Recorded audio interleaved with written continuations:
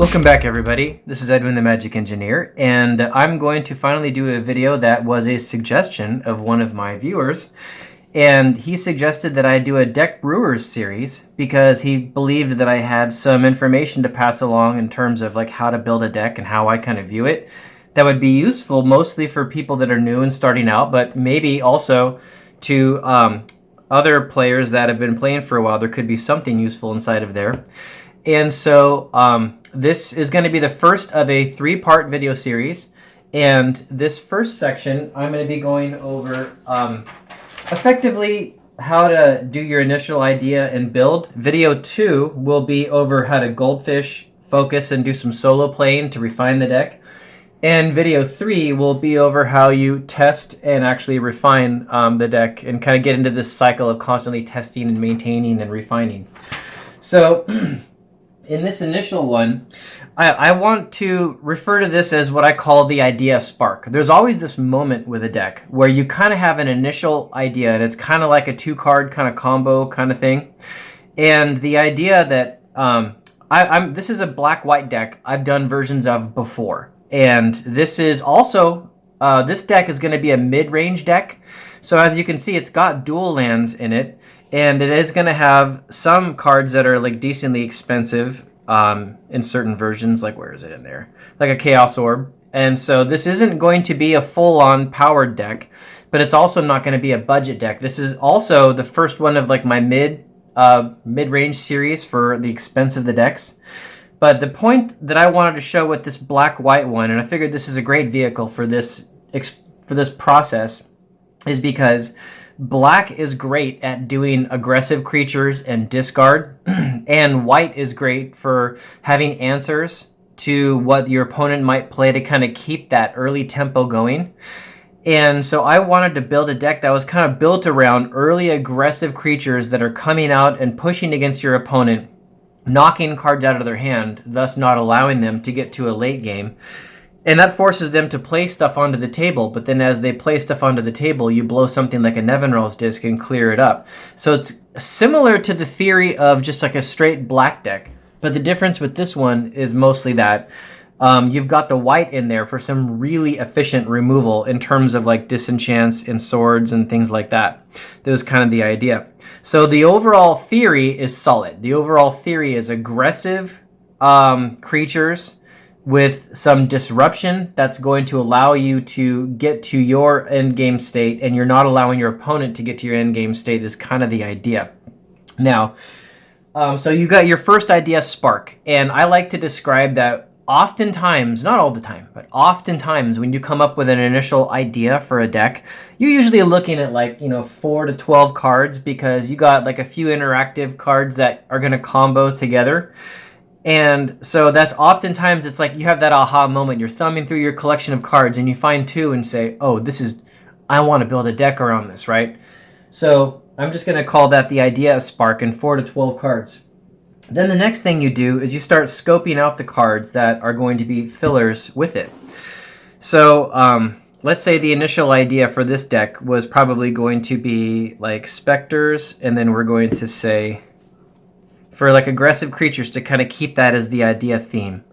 And I don't know, maybe some discard, because that's pretty clear.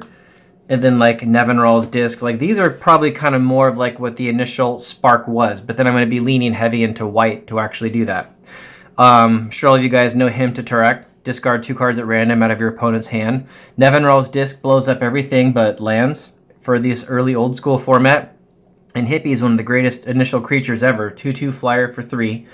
And he can knock cards at random out of the opponent's hand. So that's kind of the initial base.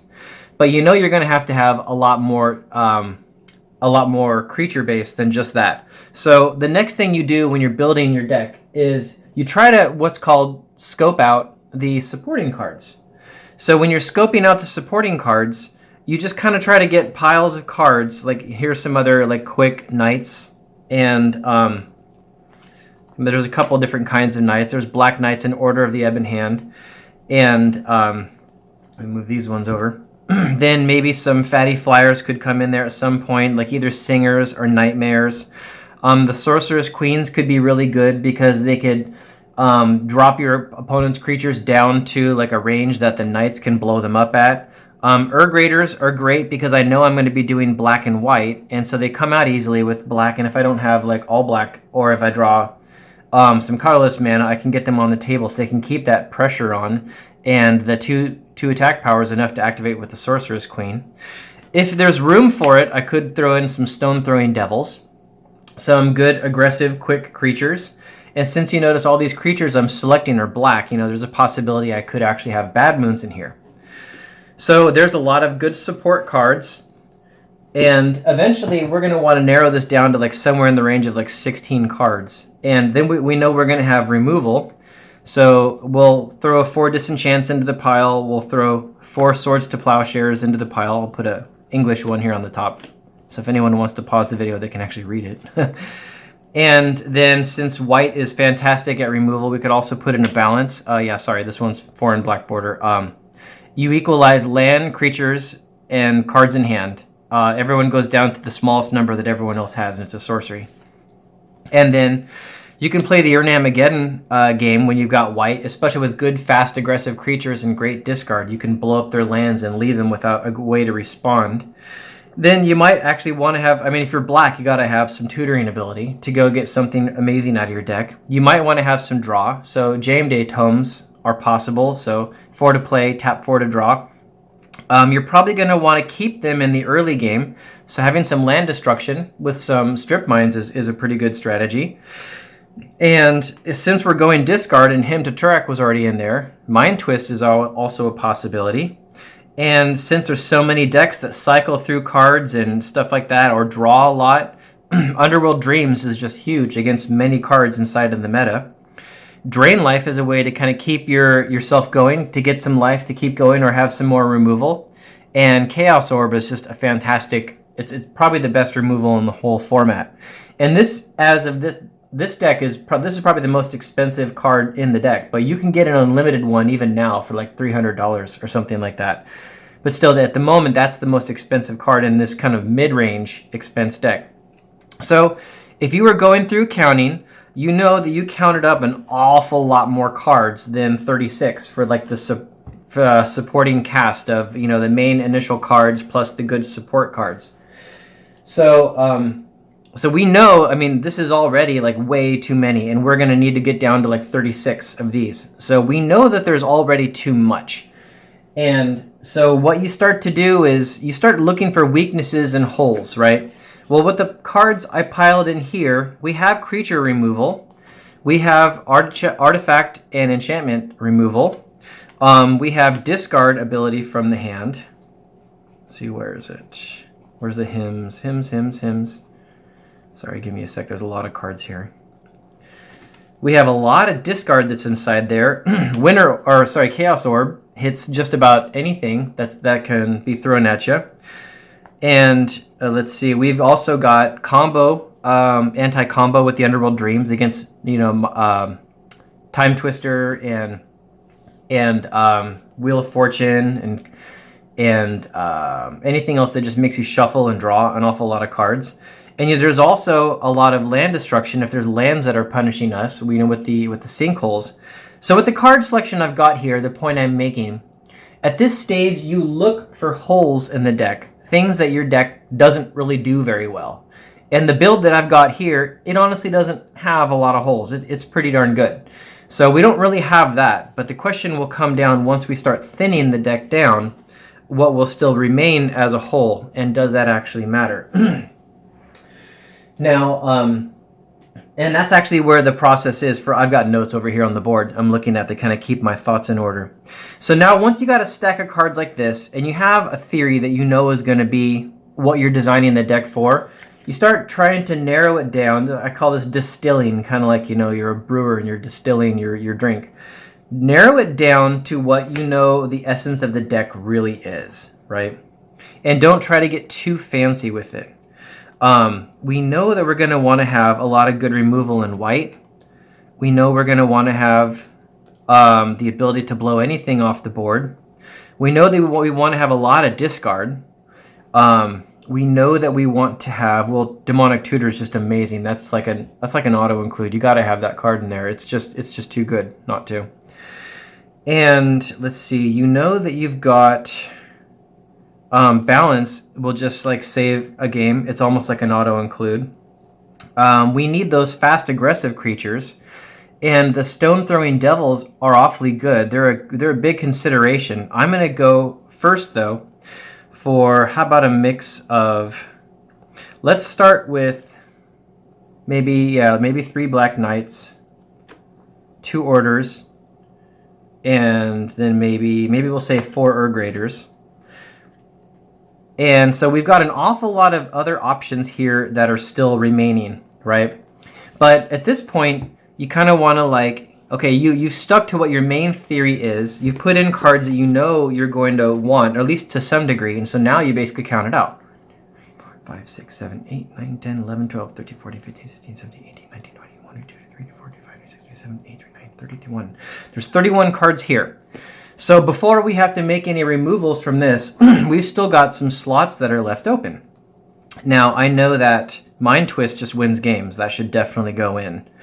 Armageddon will definitely win games when it blows up their lands and leaves them with nothing. So those 32, 33, 34, 35, 36, the Sorceress Queens will combo so well with some of the other cards that are actually in there. But we still have a bunch of stuff that's not in here. Now, it seems clear to me that the Stone Throwing Devils are probably not going to go in. I would like the Sinkholes to go in, at least a couple, but I don't know if I can fit them, so I'm going to put them right there. I would like the Underworld Dreams to go in, but I don't know if they're going to fit, so I'll put them right there. If I do 4 Swords to Plowshares, I might not need the Drain Life, so I'm going to set these off to the side for the moment.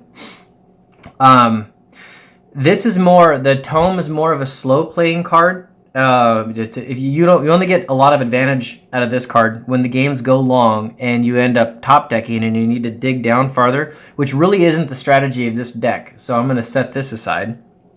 The Nightmares are actually fantastic, big, beefy creatures, and there's going to be an awful lot of swamps in this deck, and with the Dark Rituals, these guys are pretty good. And if someone plays like a Serra Angel or something else that's big and flying and threatening, a Nightmare can actually trump that as long as you can get those lands out. So I'm going to set him right here for the moment. I want to try to make him fit. The Singers are awfully good, for sure, but they're only realistically 1 more mana than the Nightmare in total. Black's going to be easy to get, I think. And I'd rather have the Nightmare, so I'm going to set the Singers aside at the moment. The Bad Moons could be really good if I can keep the creature count really high. So let's set those down. So I think I had 31 here, which means I could have a few more slots. So let's see. So that'd be 36. So I could do this, and then I could try to like thin out 2 cards. So let's see, what could possibly be thinned out?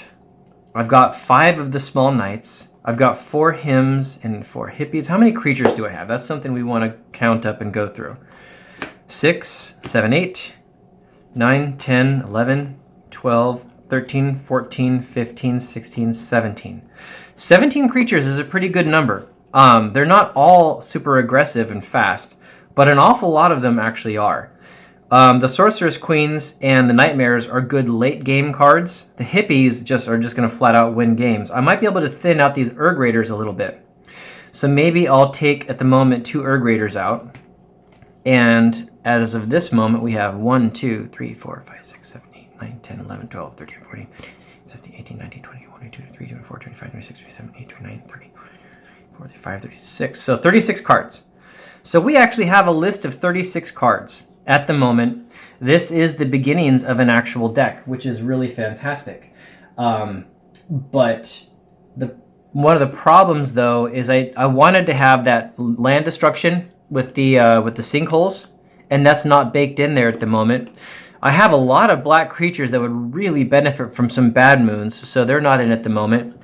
And I would love to get in that main deck, Underworld Dreams, to really keep that damage going through to the opponents also.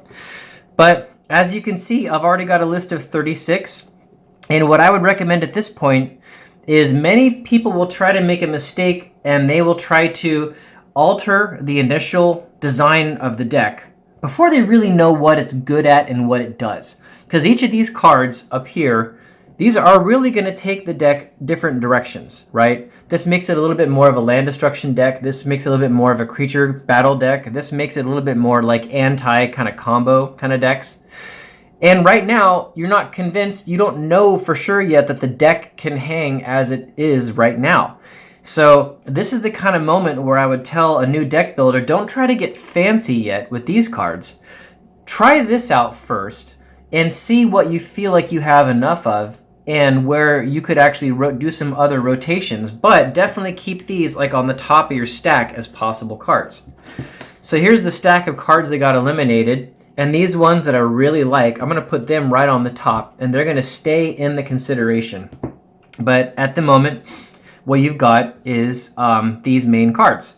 And so now the next thing you want to do is you want to actually lay these cards out so you can see the whole deck, and you can start to get ready to go to the next step, which is going to be thinning the deck down. So let me pause this.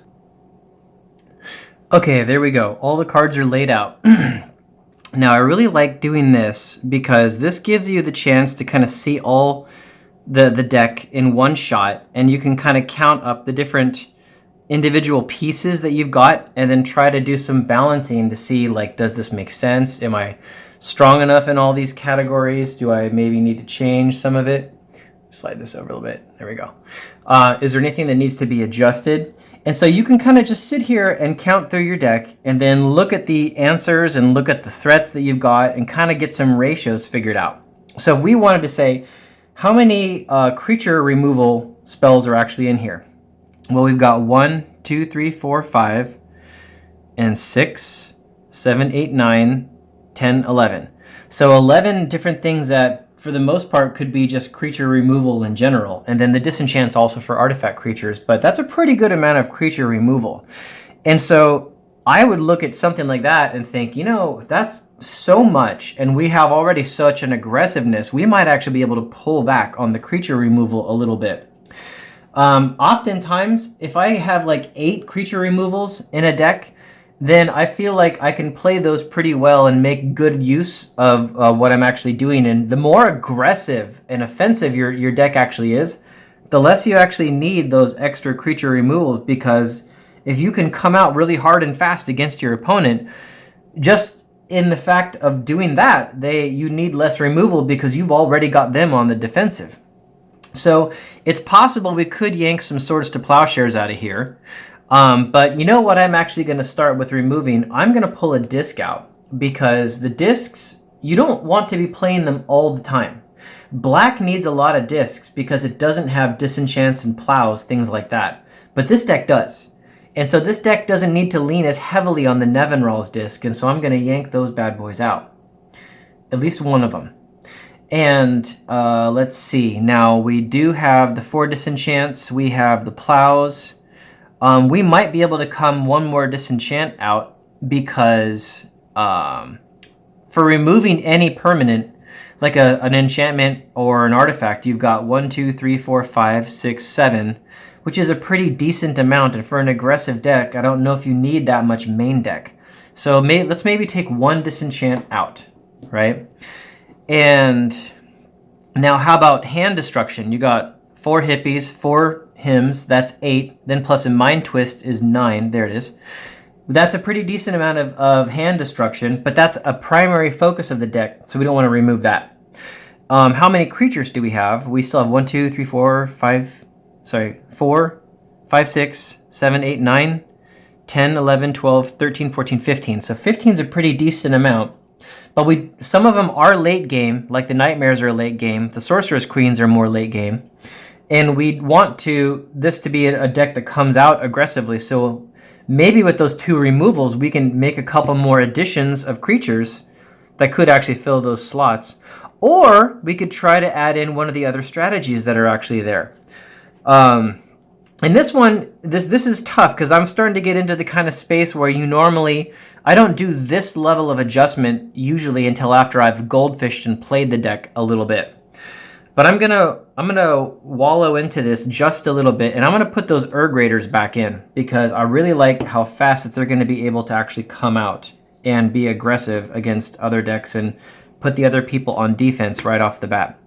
So now we can stay at 36, and this is probably a great starting list.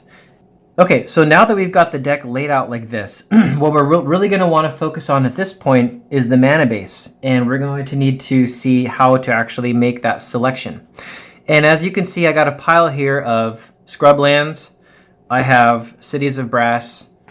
I've got a big pile of basic black swamps, a big pile of plains, and I've got 4 dark rituals, and I've got 4 strip mines to select from, and I've got a full set of factories and maybe a couple Urborgs, which might actually be good to have in there as well. So we know we have access to at least 7 double blacks because we have each of 7 cards that can do black or white, I should say. So I would like to not have the cities of brass in here if I can get away with it, but of course these ones are going to be auto includes. But overall, at this point is where you're going to look through your deck and you see 2 things mainly. You're going to look for the mana curve of the deck, and you're also going to look at the color balance of the deck. When we look at color balance, that one's easier to start off with. We only have, there's 7, 8, 9, 10. There's 10 white cards in the whole deck. And then almost all of the rest of the deck is black. So we're much heavier into black than we are in white. So that's one thing. But then the next thing for the color balance is you got to look at when you need those cards to come out. Like even though I don't have as much white in the deck, and you might be tempted to go lower on your white mana sources, if you are playing against somebody and you need a white mana on turns 1 through 3, well, now you got to go a little bit higher. And this deck has reactive/defensive cards that it can play out very early, but not if it doesn't have the mana. So if my goal is to come out really hard with black, and all my first turns are going to be heavy with black, I'm going to up the black ratio. If I need to come out very early and quick with white, I'm going to up the white ratio. So that's definitely something to consider. And there's a little bit of a balance here, but a deck like this, I think most of the time I can wait until a few turns later to pop a Disenchant or a Swords to Plowshares. But I want to hit them really hard and fast with things like Hymn to Turak and Hypnotic Spectre, things like that. I want those to come out and start pressuring them right off the bat. And also, many of these spells are at least 2 black. So looking at all that and considering that the white can go a little slower, we're definitely going to lean harder into black for sure. Now in terms of the mana curve, what you look at is the mana curve is how many 1-drop spells are there, how many 2-drop, how many 3-drop, like that, right? And as you can tell by looking through this deck, most everything is actually close to like 2 to 3 mana, right? So this entire pile here, like this, is all 2 mana, 2 mana, Chaos Orb is 2, these 3 are 2, he's an X, then 2, 2, 2, 2, and then, I mean, that's an awful lot. And then you got 4 3-drops, here's 3 more, 2 more 3-drops, and so that's looking like 6 3-drops. And so then for 4 drops, you got 1, 2, 3, 4. That's it. And well, I mean, maybe Mind Twist is probably at least going to be 4. We'll consider it because we want to at least hit a few off of there. And then only 2 that are actual 6-drop. So the majority of this deck very clearly is 2 mana mostly, and then a few more at 3 mana, and then the curve starts moving up from there. But you guys, of course, also know that I've got Dark Rituals over here in the mana pile. So those are going to oftentimes be a turn 1 play.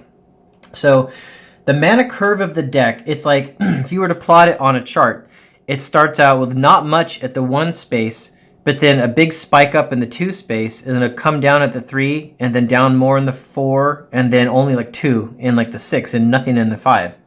So the mana curve of this deck is like, it's very early, it's very low, which means this deck should be coming out fast and aggressive. And if the cards match the actual mana curve and it kind of match the intention of the deck, then that works. And all of this does actually match that.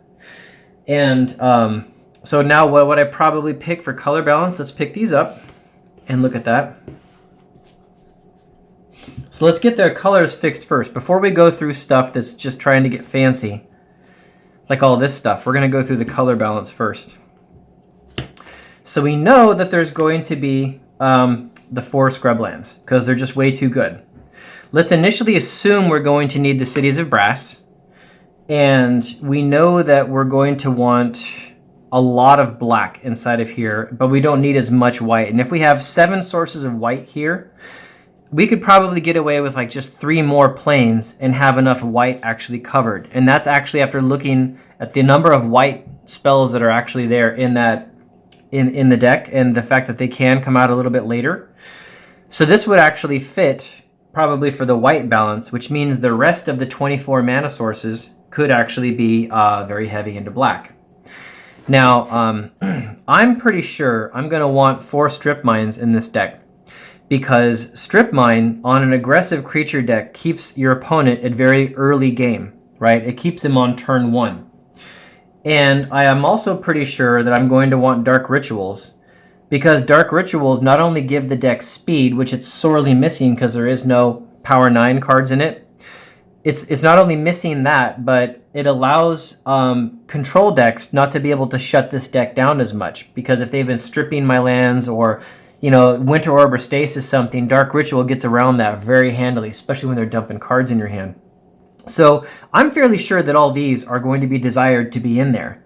But now, before I add factories, or before I get fancy and add any more like lands or something weird like Urborg, I need to be Blood Moon sensitive, because I got a lot of non-basic lands, so I know I'm going to want to add swamps next. And so then this is where I'll go through a count and see how many swamps do I add first, and then what can I subtract out later for the others. So we've already got 4, 5, 6, 7, 8, 9, 10, 11, 12, 13, 14, 15, 16, 17, 18 different mana sources, so I can go 6 more swamps. If I do this like this.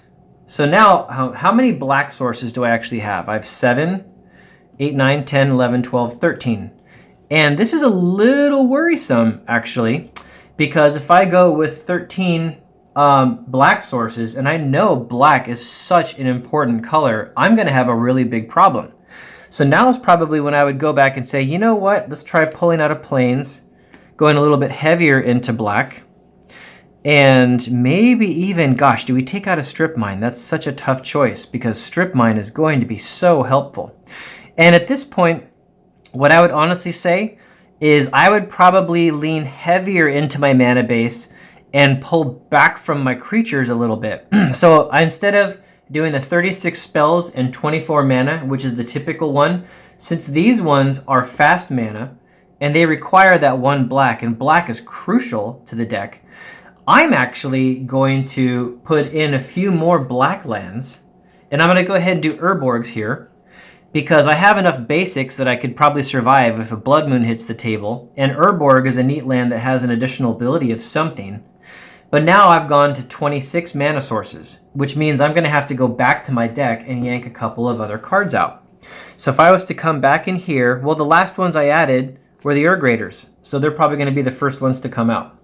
So now I've got 34 main deck cards, and I have 26 mana sources, and this is probably a great spot to start. And I'll end this video here. What I'm going to do next is I'm going to show you guys in video 2 how I actually do something called goldfishing, and how I will actually start focusing on how the deck actually runs, and then do some solo play. And solo play is something that I've been doing it for years. I've never talked about it or shown it, so that'll be an interesting thing to let people see kind of how I develop and do some 2 deck against each other testing with just myself to kind of figure out the interactions before I go hit a tournament. So everyone, thanks. I hope the video was fun. I hope you all enjoyed it, and I hope to see you guys coming back on the next video. And look for it, the Deck Brewers series for Edwin the Magic Engineer, video number 2. Bye everybody.